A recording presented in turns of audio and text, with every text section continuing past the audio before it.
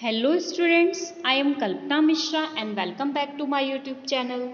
Students, आज हम करने जा रहे हैं class 10 science chapter number 9 heredity and evolution के एक्सरसाइज के क्वेश्चन आंसर्स। हम फुल क्वेश्चन आंसर्स एक ही लेक्चर में कंप्लीट करेंगे। मैंने बहुत अच्छे से एक एक चीज़ आपको क्लियर करने की कोशिश की है इसमें। तो बेटा इसके पहले जो इन टेक्स्ट के क्वेश्चन है ना वो कुछ पार्ट्स में है, तो उसका लिंक जो है आपको डिस्क्रिप्शन में या आप प्लेलिस्ट से या फिर आप कमेंट बॉक्स में जाएंगे ना तो फर्स्ट कमेंट जो है वो पिन किया होगा, ठीक है। वहाँ से आपको पूरा चैप्टर एक्सप्लेन और पूरे चैप्टर के क्वेश्चन आंसर्स जो है मिल जाएंगे, ठीक है। तो देर नहीं करते हुए हम जल्दी से अपना लेक्चर स्टार्ट करते हैं। तो चलिए स्टार्ट करते हैं। Question number 1. Mendelian experiment consisted of breeding tall pea plant bearing violet flower with short pea plant bearing white flower, and the progeny all bore white flower but almost half of them were short. तो जो Mendel थे ना उन्होंने अपने experiment में जो breeds लिए थे वो कैसे लिए थे। एक तो लिया था टॉल प्लांट्स, ठीक है, जिनके ऊपर फ्लावर क्या थे, वॉयलेट कलर के फ्लावर थे, ठीक है। उसके बाद उन्होंने क्या लिया, उन्होंने लिया शॉर्ट प्लांट। शॉर्ट प्लांट में जो थे वो कैसे कलर के थे, वाइट कलर के थे, ठीक है। और फ्लावर सेम थे दोनों के, कैसे थे, वॉयलेट थे। समझ आ गया। एक तो उन्होंने टॉल प्लांट लिए, एक शॉर्ट प्लांट लिया। टॉल प्लांट के भी वायलेट फ्लावर थे और शॉर्ट प्लांट के भी जो थे वायलेट फ्लावर थे, ठीक है। अब उसके बाद आपको ये बताना है कि जो उनकी प्रोजेनी थी, मीन्स जो उनसे ऑफस्प्रिंग, जो उनसे प्लांट नया हुआ था वो कैसा था। But almost half of them were short. तो एक चीज इन्होंने बताया है कि जो उनकी प्रोजेनी थी वो कैसी थी, वायलेट उनका फ्लावर था और ऑलमोस्ट जो थे वो क्या थे, शॉर्ट थे। तो आपको ये बताना है कि एलील इनमें से कौन सा हो सकता है। तो देखो, अगर हम जेनेटिक मटेरियल देखें तो जेनेटिक मटेरियल में अगर टॉल प्लांट अगर पूरे टॉल हैं तो हम उनको क्या लेते हैं, कैपिटल टी, ठीक है। और अगर हम शॉर्ट में लेते हैं तो वो क्या होगा, स्मॉल टी और स्मॉल टी। अब वॉयलेट फ्लावर को हम ले लेते हैं कि कैसा था, वॉयलेट अगर था तो वो क्या था, डब्ल्यू, और यहाँ पर भी क्या था, डब्ल्यू, और ये भी डब्ल्यू और ये भी डब्ल्यू। तो अब इसका आप पुनेट स्क्वायर बना के देखना। आई होप ये आप इजीली कर लोगे क्योंकि मैंने ये आपको चैप्टर में बहुत अच्छे से समझाया है। तो जब आप इसके क्रॉस करोगे ना तो आपके पास जो है F1 जनरेशन F2 जनरेशन में तो आपके पास क्या आ जाएगा, C आ जाएगा। कैसे, इन्होंने देखो बोला हुआ है एलील तो उसमें शॉर्ट का आया है ना, कुछ प्लांट्स जो थे वो कैसे हो गए, शॉर्ट हो गए। तो इट मीन्स कैपिटल टी और स्मॉल टी, और उनके फ्लावर के कलर क्या थे, वॉयलेट ही थे। इसका मतलब दोनों ही क्या होंगे, डब्लू होंगे, बड़े, ठीक है। किस देखो, अगर हम फर्स्ट को देखते हैं तो फर्स्ट क्या था, कैपिटल टी और दोनों कैपिटल डब्लू। तो it means capital T means वो तो पूरे बड़े बड़े थे, लेकिन हमारा जो ऑफ स्प्रिंग है, जो प्रोजेनी है, वो क्या है हमारा, वो हमारे हाफ छोटे पौधे आए हैं। तो ये तो हो नहीं सकता। दूसरे में अगर जाए तो इसका वॉयलेट कलर कम हो गया, तो ये भी नहीं हो सकता। अगर हम तीसरे में जाएं तो इसमें भी वॉयलेट कलर भी कम है और शॉर्ट तो चलो है, ये तो सही है। तो हमारा जो सी पार्ट है वो क्या है, सही है। सी पार्ट जो है कैपिटल टी, स्मॉल टी और कैपिटल डब्ल्यू और कैपिटल डब्ल्यू। क्यों सही है ये इसलिए सही है क्योंकि हमारा जो प्रोजेनी था, जो उनकी संतान थी, वो क्या थी, हाफ ऑफ देम शॉर्ट थी और फ्लावर उनके कैसे थे, वॉयलेट थे। तो कैपिटल जो डब्ल्यू थे ये दोनों हो गए और टॉल के लिए कैपिटल टी और कुछ शॉर्ट थे इसलिए साथ में small T. Okay students, I hope ये क्वेश्चन अच्छे से समझ आ गया। चलिए नेक्स्ट करते हैं। नेक्स्ट है question number 2, an example of homologous organ is. इसमें से होमोलोगस ऑर्गन की एग्जाम्पल क्या है।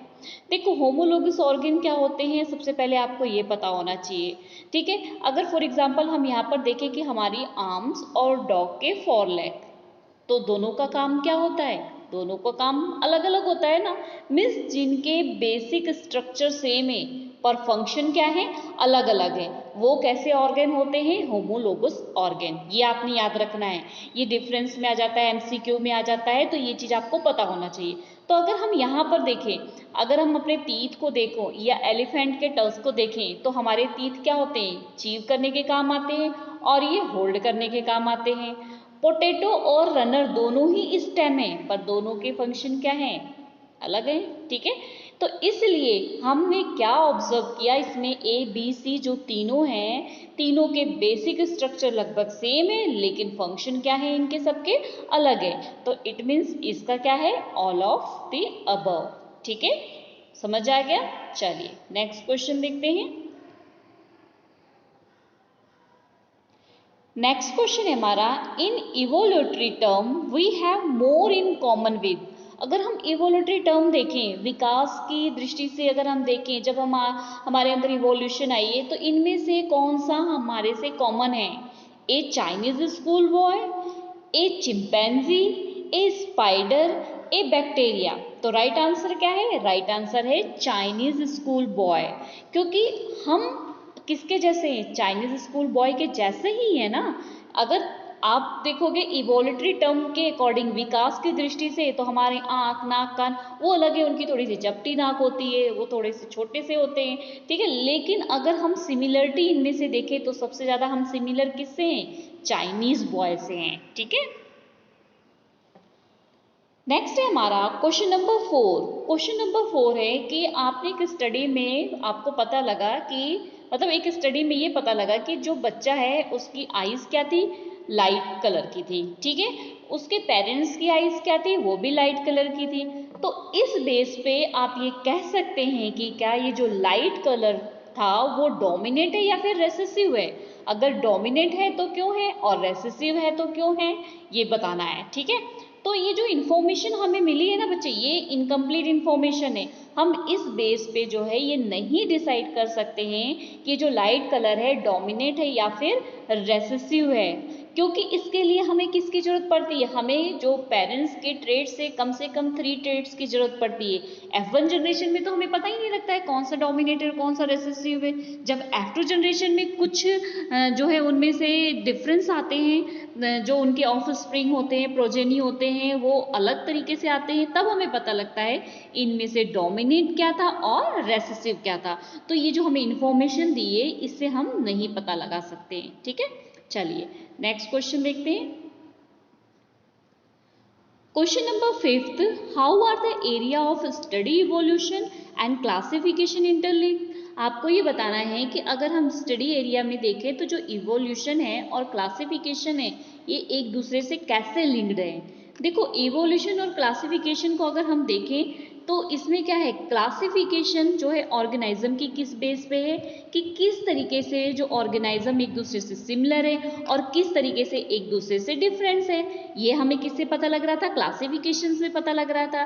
ठीक है, लेकिन जैसे जैसे वो अराइज हुए, उनके जो एंसेस्टर थे, ठीक है, वो पूर्वज जो थे, उनमें पूर्वजों में कैसे डिफरेंस था, मतलब पहले जो पूर्वज थे वो कैसे थे देखने में, और धीरे धीरे वो क्या करे, एनवायरमेंट में अडॉप्ट करते गए, अलग डिफरेंट एनवायरमेंट आता गया और उसमें वो अडॉप्ट करते गए, और जब अडॉप्ट करते गए तो उनके अंदर क्या आ गई, कॉम्प्लेक्सिटी आ गई। पहले वो सिंपलर थे ना, और जब वो नेचर में कुछ चेंजेस आए तो उन्होंने अपनी बॉडी को चेंज के हिसाब से डाल दिया, तो उनकी बॉडी कॉम्प्लेक्सिटी हो गई। तो इसका कंसेप्ट हमें किससे मिला, इवोल्यूशन से मिला।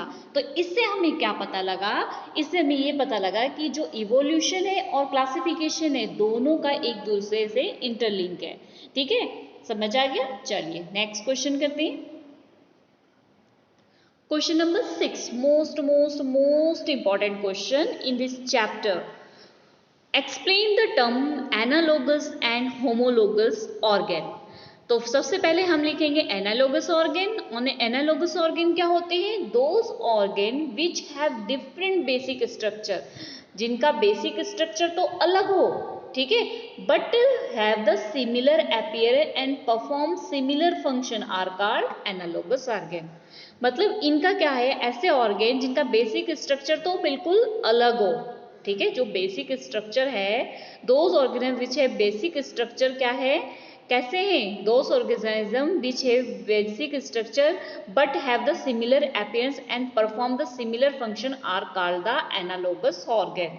तो जिसके अंदर बेसिक स्ट्रक्चर बिल्कुल अलग है और इनके जो अपीयरेंस हैं वो लगभग देखने में एक जैसे हैं और इनके फंक्शन एक जैसे हैं, ठीक है, उन्हें क्या बोलते हैं? Analogous organ. फॉर एग्जाम्पल जैसे विंग्स ऑफ इंसेक्ट के अगर आप पंख को देखो और बर्ड्स के पंख को देखो तो दोनों के क्या है? बेसिक स्ट्रक्चर अलग है लेकिन उनके फंक्शन तो सेम है ना, दोनों ही क्या करते हैं? उड़ने का काम कर रहे हैं, ठीक है, समझ आ गया इतना?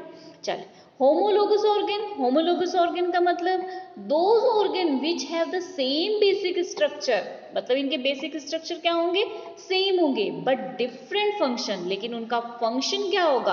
अलग होगा। वो क्या होगा? होमोलोगस। ये कंफ्यूज मत होना, इसमें बहुत अच्छे से ध्यान रखना। एनालोगस में और होमोलोगस में दोनों में, इसका एनालोगस में बेसिक स्ट्रक्चर अलग होता है, इसमें बेसिक स्ट्रक्चर सेम होता है। इसका फंक्शन जो होता है अलग होता है और इसका फंक्शन क्या होता, सॉरी, इसका फंक्शन सेम होता है और इसका फंक्शन क्या होता है? अलग होता है, ठीक है, समझ आ गया? अब इसके एग्जाम्पल की अगर हम बात करें तो विंग्स ऑफ बैट और फ्लिप ऑफ द सील, दोनों के क्या होते हैं? विंग्स और फ्लिप। अगर सील के देखें तो देखने में एक जैसे होते हैं ना, बट बर्ड्स के विंग्स क्या होते हैं? उड़ने के काम आते हैं और सील तो नहीं उड़ पाती ना, वो तो वहीं पर ऐसे ऐसे करके उड़ती है, चलती है, ठीक है। अगर front of leg of horse देखें और हमारे आर्म्स देखें तो वो भी क्या है? होमोलोगस ऑर्गन है, क्योंकि ये इनके बेसिक स्ट्रक्चर क्या है? इनके बेसिक स्ट्रक्चर सेम है बट फंक्शन क्या है? अलग है, ठीक है, ओके, समझ आ गया ना? जल्दी से बताओ, समझ आ गया? चलिए नेक्स्ट देखते हैं। नेक्स्ट है हमारा question number 7। Question number 7, outline a project which aim to find the dominate code colour in the dog. आपको एक प्रोजेक्ट के थ्रू ये बताना है कि कैसे हम फाइंड करेंगे कि जो डोमिनेट कलर है, ठीक है, वो डोमिनेट कलर के बारे में हम कैसे बताएंगे। तो सपोज हम कर लेते हैं एक black homozygous male mate with a white homozygous female. एक जो ब्लैक होमोजाइगस मेल है वो किससे मिला? वाइट कलर के होमोजाइगस फीमेल से। तो इनकी प्रोजेनी, मतलब जो इसका बेबी था वो कैसा था? ब्लैक कलर का, और black colour dominate code colour था। इसके लिए हम क्या करेंगे? पहले एक पुनेट, ये तो हमने चलो बता दिया, पर हमने किस बेस पे बताया? इसके लिए हम एक पुनेट स्क्वायर तैयार करेंगे, ठीक है। चलिए, पुनेट स्क्वायर कैसे तैयार करना है ये मैं आपको जो है जब चैप्टर एक्सप्लेन किया था उस टाइम बता चुकी हूँ, ठीक है। अब देखो हमने क्या लिया यहाँ पर, सबसे पहले तो जो मेल था उसका ब्लैक कलर था तो उसको हमने बी से कर दिया, और जो फीमेल थी वो व्हाइट कलर की थी तो उसका हमने स्मॉल बी से ले लिया। अब आपको पता है इसमें से जो एलील है दोनों की एक एक एलील ही आएंगे ना, तो यहाँ पे हमने क्या ले लिया? बी, ठीक है। एक मिनट में इसके कलर चेंज करती हूँ फिर आपको इजीली दिखेगा, ठीक है। तो ये हमने क्या ले लिया? बी, और ये भी ले लिया बी। यहाँ पर हमने क्या ले लिया? स्मॉल बी और स्मॉल बी। अब अगर इसकी इससे क्रॉस किया था तो कैपिटल बी स्मॉल बी, ठीक है।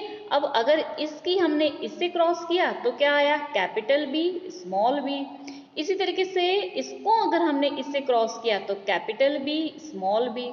आगे इसको इससे किया तो capital B small B. Means इसमें हमें क्या दिखा? इसमें तो हमें पता ही नहीं लगा कौन सा डोमिनेट था कौन सा रेसिस्टिव था, क्योंकि जितने पपीज थे वो सारे किस कलर के आए? सारे ही ब्लैक कलर के आए। तो व्हाइट डोमिनेट है कि रेसिस्टिव है कैसे पता लगेगा? नेक्स्ट जनरेशन में, ठीक है। तो ये F1 जनरेशन की हम लेंगे और ये दोनों को, और आगे इसका क्रॉस ब्रीडिंग कराएंगे। तो हमने यहाँ पर क्या लेना है? एक तो हमने यहाँ पर कैपिटल बी ले लिया और यहाँ पर स्मॉल बी, यहाँ पर कैपिटल बी और यहाँ पर स्मॉल बी। अब इन दोनों को कराया क्रॉस तो क्या आ गया? Capital B capital B. इस बी को इसके साथ क्रॉस कराया तो कैपिटल बी और स्मॉल बी। इन दोनों को क्रॉस कराया तो बी स्मॉल बी, इन दोनों को क्रॉस कराया तो बी स्मॉल बी। अब इसमें देखो ऑलमोस्ट सारे क्या थे? 3:1। इसका मतलब ये जो तीन है, तीन तो है ब्लैक कलर के और एक क्या हो गया? व्हाइट कलर का। तो इसमें डोमिनेंट कौन सा है, रेसेसिव कौन सा है? पता लगा? जिसकी रेशो ज्यादा है वो डोमिनेंट है और जिसकी रेशो कम है वो क्या है? रेसेसिव है, ठीक है। समझ आ गया? अच्छे से समझ आ गया ना? चलिए नेक्स्ट क्वेश्चन करते हैं। नेक्स्ट क्वेश्चन है हमारा question number 8। Question number 8, explain the importance of fossil in deciding evolutionary relationship. अब आपको एक्सप्लेन करना है इसमें कि जो फॉसिल्स हैं उनका इवोल्यूटरी से रिलेशनशिप में क्या इम्पोर्टेंस है। ठीक है, इवोल्यूटरी जो विकास आया, फॉसिल्स जो हमें जीव जंतुओं के जो मृत मतलब जो डेड पार्ट्स होते थे वो काफ़ी समय के बाद किसी चट्टानों पे उनके निशान, मिट्टी पर उनके निशान, ठीक है, या उनके कुछ अवशेष मीन्स कुछ पार्ट्स मिल जाते थे, तो वो क्या होते हैं, फॉसिल्स। तो इन दोनों का रिलेशन क्या है इवोल्यूशन में और फॉसिल्स में, चलिए इसको देखते हैं। बहुत इंपॉर्टेंट रोल है इनका। फॉसिल प्ले इंपॉर्टेंट रोल, बहुत इंपॉर्टेंट रोल है इसका इवोल्यूशन में। कैसे? बिकॉज हमें एज का अगर फॉसिल के पता लगता है तो हमें उस ऑर्गेनाइज्म के इवोल्यूशन का पता लग जाता है। देखो, फॉसिल अगर जमीन के बहुत गहराई में मिल रहा है, अगर खुदाई की गई और वो बहुत गहराई में मिला, तो बहुत गहराई में मिला इसका मतलब वो कैसा फॉसिल था, बहुत पुराना फॉसिल था।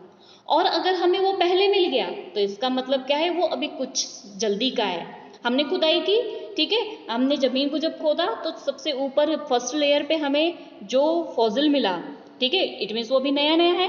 खोदने के बाद एक और फॉसिल मिला, इट मीन्स वो उससे क्या है, पुराना है। समझ आई मेरी बात? इससे हमें पता लगेगा ना कि कितना पुराना फॉसिल है। ठीक है, वो पहले देखने में कैसा था और अब वो देखने में कैसा है। समझ आई बात? चलिए एग्जाम्पल में देखते हैं। फॉर एग्जाम्पल, एक फॉसिल है बर्ड का, जो कौन सा है, आर्क्योपैट्रिक्स। आर्क्योपैट्रिक्स जो है फॉसिल किसका है, बर्ड का फॉसिल है। ये लुक लाइक किसके जैसा था, बर्ड्स के था जैसे था, लेकिन बहुत सारे जो फीचर्स थे इसके कैसे थे, रेप्टाइल्स के जैसे। मीन्स जो रेंगने वाले जीव जंतु होते हैं ना उनको रेप्टाइल्स बोलते हैं। तो कुछ तो बर्ड्स के जैसा था और लेकिन कुछ उसके लक्षण जो है रेप्टाइल्स के जैसे भी थे। इट हैड फेदर्स, इनके wings like those of birds, जैसे बर्ड्स के होते हैं ना, पंख होते हैं और फेदर्स होते हैं जो उनके ऊपर, ठीक है, तो ये बर्ड्स की तरह थे उसके, बट उसके टीथ भी थे, टेल भी थी, और वो किसके जैसे थे, रेप्टाइल्स के जैसे थे। ठीक है, तो ये जो आर्क्योपैट्रिक्स था, इससे हमें ये पता लगा, इससे ये कनेक्टिंग लिंक से हमें ये पता लगा कि ये जो बर्ड है, मतलब जो reptile bird, hand the suggested that the bird have the evolute from the reptiles. जो बर्ड आज इवोल्यूट हुई है वो कहीं ना कहीं रेप्टाइल से हुई है। ठीक है, क्योंकि उसके अंदर कुछ रेप्टाइल्स के भी थे लक्षण, उसके तीत थे, ठीक है, उसकी टेल थी, लेकिन धीरे धीरे धीरे धीरे धीरे क्या हो गए, वो खत्म हो गए। ठीक है, समझ आ गया इतना? ये क्वेश्चन अच्छे से समझ आया? इंपॉर्टेंट क्वेश्चन है, अच्छे से समझ आ गया ना? चल,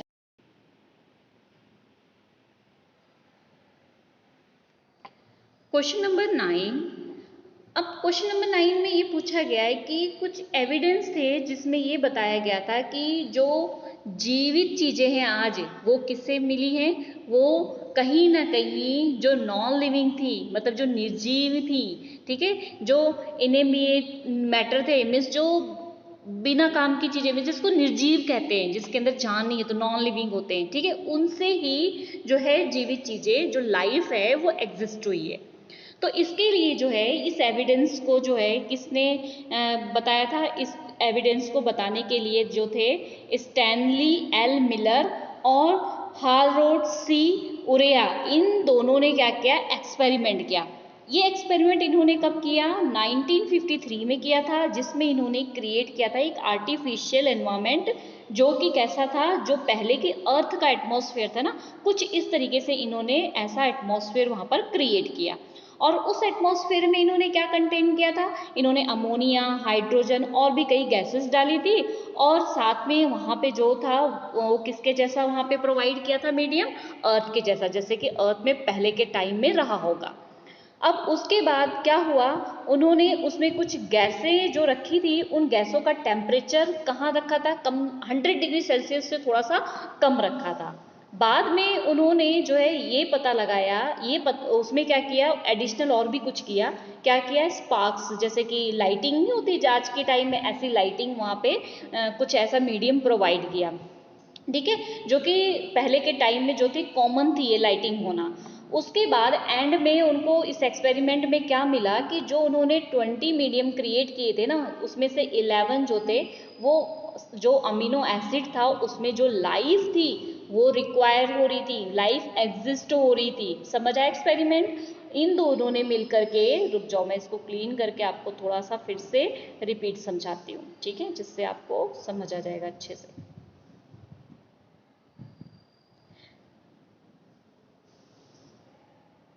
इसमें क्या था कि जो हमारे साइंटिस्ट थे दो, कौन से, स्टैनली एल मिलर और हॉरेल्ड सी उरे, इन्होंने क्या किया, एक्सपेरिमेंट किया।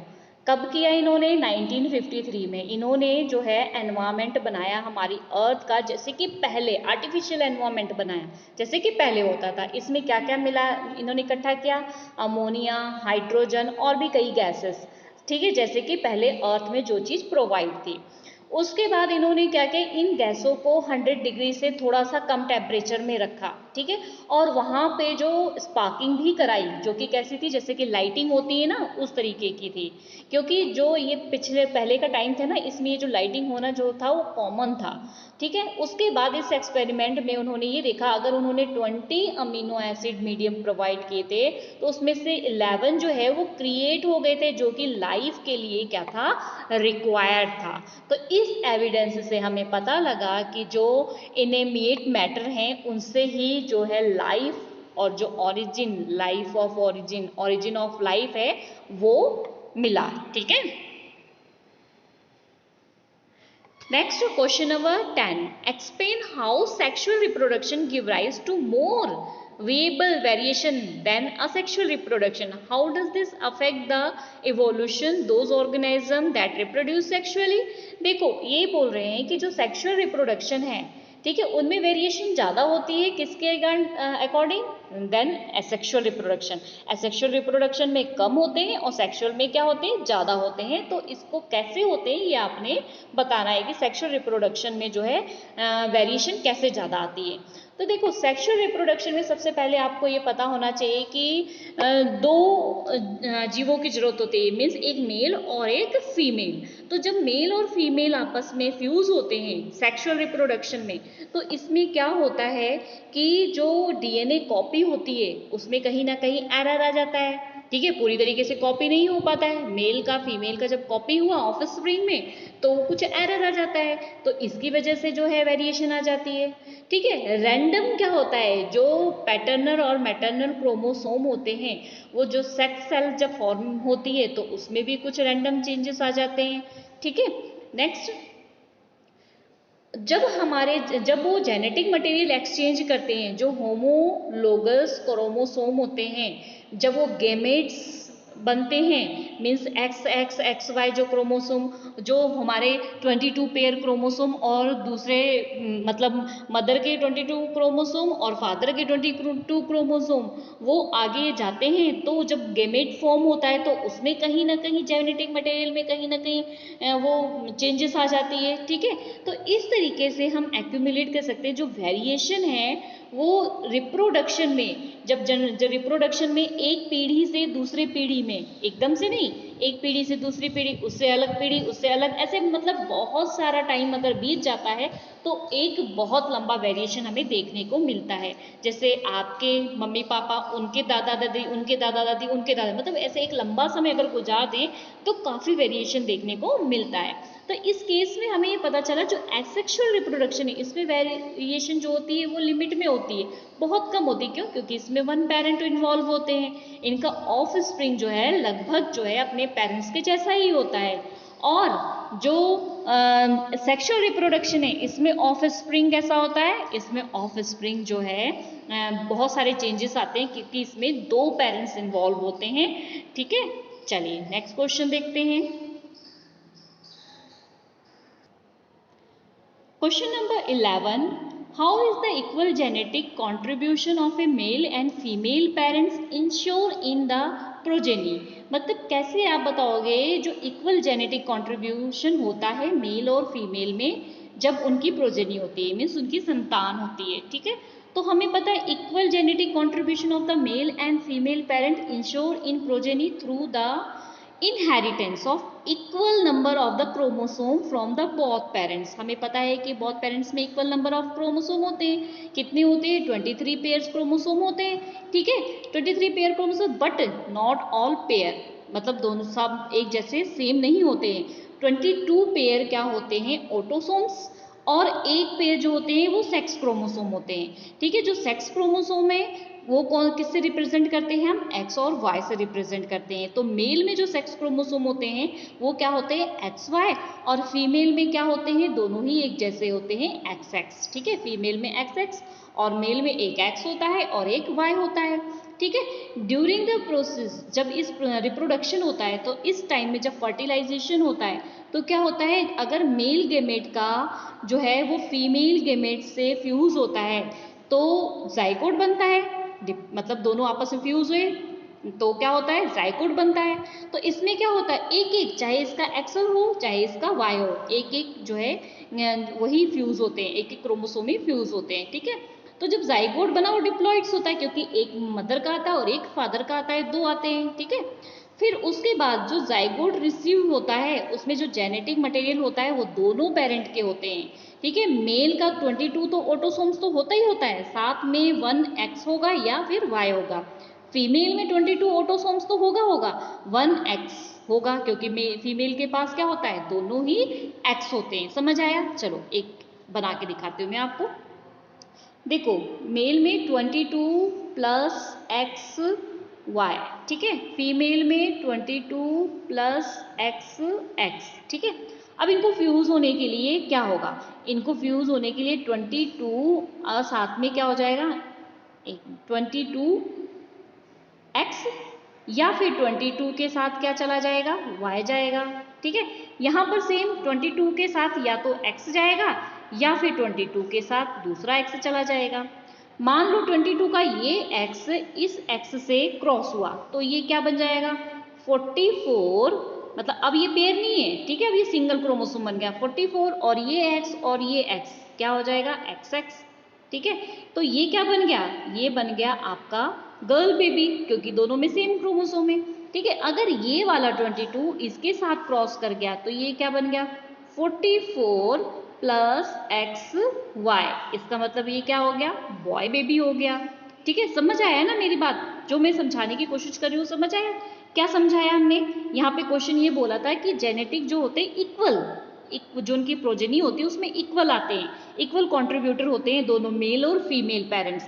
तो हमने यहाँ देखा ना इस वाले में कि मेल और फीमेल कंट्रीब्यूटर का अगर यहाँ से 22 आया था तो यहाँ से भी 22 आया था, यहाँ से एक सेक्स क्रोमोसोम आया था तो यहाँ से भी एक सेक्स क्रोमोसोम आया था, ठीक है। समझ आ गया? ठीक है, थोड़ी वीडियो लंबी हो रही है पर मैं यही चाहूंगी कि आपको हर एक क्वेश्चन अच्छे से समझ आ जाए, ठीक है।